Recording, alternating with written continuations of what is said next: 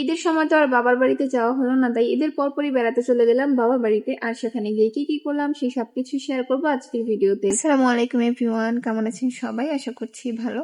তো এই তো বিকালবেলা রেডি হয়ে গিয়েছি আমার বাবার বাড়ি যাওয়ার জন্য।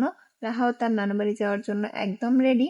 তো সবাই প্লিজ মাশাআল্লাহ বলে দিবেন, আমার মেয়েটার শরীর এমনিতেই খারাপ ছিল ওই দিন। যারা আমার গত ব্লগটা দেখেছেন তারা তো জানেনই রাহা অসুস্থ ছিল, তো ওকে নিয়ে হসপিটালে গিয়েছিলাম। দেন হসপিটাল থেকে এসে ফ্রেশ হয়ে খাওয়া দাওয়া করে তারপর রেস্ট নিয়ে এই তো বিকেলবেলা বের হয়ে যাচ্ছি।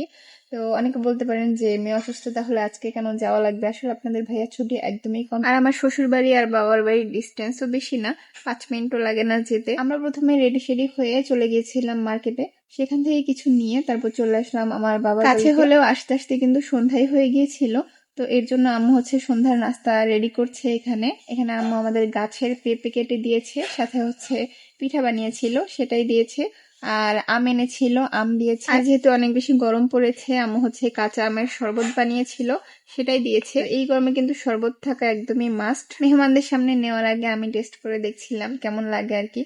তো আসলে আমিও তো মেহমান, কারণ বিয়ের পর বাবার বাড়িতে মেয়েরা মেহমানই হয়ে যায়, যদিও আমরা মেয়েরা এটা কখনোই মানতে চাই না আর আমাদের পক্ষে মানা সম্ভব না। যেই বাবা মা জন্ম দিয়েছে বড় করেছে সেই বাবা মার কাছে মেয়েরা কখনোই মেহমান হয় না, লোকে যতই বলুক, এই সমাজ যতই নিয়ম বানাক না কেন। তো যাই হোক, এই তো আমরা সবাই মিলে নাস্তা করছি, আর আমার কাজিনরাও এসেছিল, আমার কাজিনের বাচ্চারা ছিল, তো ওদের সাথে রাহা খুব মজা করেই খেলছিল। ওদেরকে পেয়ে আমার মেয়ে তো আমাকেই ভুলে গিয়েছে, আমার কথাই মনে নেই, সে মনের আনন্দে ওদের সাথে খেলছিল।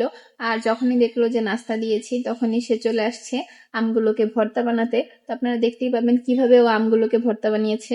আমি এখানে শরবতটা দেখিয়ে বলছিলাম যে কাঁচা আমের শরবত, কিন্তু দেখতে লাগছে যে পাকা আম দিয়ে বানিয়েছে। আর পেছনে আমার মেয়ের অবস্থা দেখেন, ও কি করেছে, আমগুলোকে চটকে একদম ভর্তা বানিয়ে ফেলেছিল। কিছু খেয়েছিলাম আর কিছু একদম ভর্তা বানিয়ে ফেলেছে।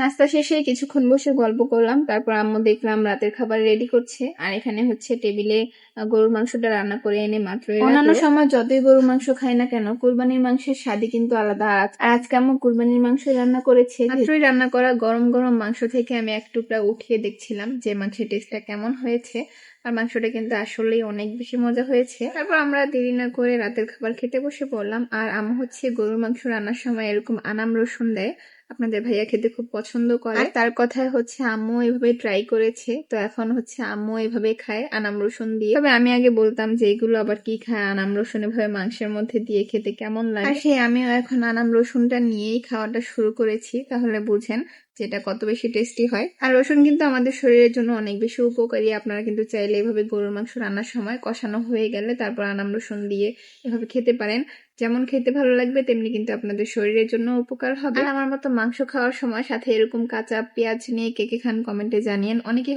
খেতে পারে না, গন্ধ লাগে, তবে আমার কাছে বেশ ভালো লাগে। আমি বিরিয়ানি হোক কিংবা মাংস কাঁচা পেঁয়াজ অবশ্যই সাথে নিয়ে খাই। তো আপনাদেরকে জ্ঞান দিতে দিতে এদিকে কিন্তু আমার খাওয়াও শেষ। আর আমি রাতের বেলা আম্মুকে বলে রেখেছিলাম যে সকালবেলা পরোটা দিয়ে গরুর মাংস দিয়ে খাবো। আম্মু সকালবেলা পরোটা বানিয়েছে, আর এখানে আমি গরুর মাংসটা গরম করে নিচ্ছি। আমার কাছে নগদ নগদ মাংস খাওয়ার থেকে 2-3 বার জাল হওয়ার পর মাংসটা খেতে বেশি ভালো লাগে, আর সেটা যদি হয় পরোটা দিয়ে তাহলে তো কথাই নেই। আমি এমনিতেই গরুর মাংস পরোটা দিয়ে খেতে অনেক বেশি পছন্দ করি। আমার মেয়ে আর তার বাবার এখনো সকাল হয়নি, তারা এখনো ঘুমাচ্ছে। মেয়ে যদিও উঠেছিল তো ওর সাথেই আমি উঠেছিলাম, দেন ও ঘুমিয়ে গিয়েছে। আর আমি এই তো নাস্তা করতে চলে আসলাম। আর তারপর এই তো কিছুক্ষণ পরেই তারা বাবা মেয়ে ঘুম থেকে উঠলো, আর এই তো মেয়েকে খাইয়ে দিলাম। তারপর সে তার বাবার সাথে বসলো নাস্তা করতে। তো নাস্তা তো আর করবে না, দুষ্টুমি করবে।